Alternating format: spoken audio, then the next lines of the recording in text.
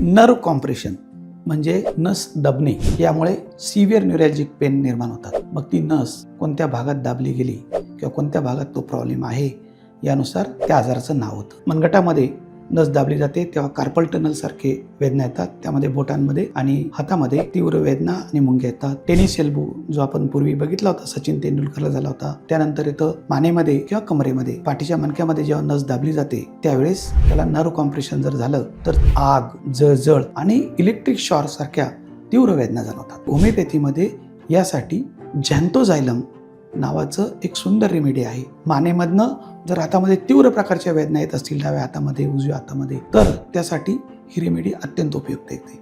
परंतु ती योग्य डॉक्टरांकडनं दिली तर त्याचा उपयोग आपल्याला जास्त होऊ शकतो. मल्टिपल सेरेब्रल ऑर स्पायनल स्क्लेरोसिसमध्ये किंवा मायलायटिसमध्ये ज्या तीव्र प्रकारच्या वेदना एक्स्ट्रीमिटीजमध्ये जाणवतात, रुग्णाला असह्य होतं, अशा सर्वांसाठी ऑक्झॅलिक ॲसिड सारखी मेडिसिन सुद्धा खूप सुंदररीत्याने काम करते. याशिवाय थॅलियम, पिक्रिक ॲसिड, बेलिस्पर, हायपेरिकम, स्पायजेलिया, डायस्कोरिया यासारख्या अनेक रेमेडी योग्य होमिओपॅथिक तज्ज्ञांकडून जर आपण ह्या मेडिसिन घेतल्या तर तुम्हाला त्याचा फायदा होऊ शकतो.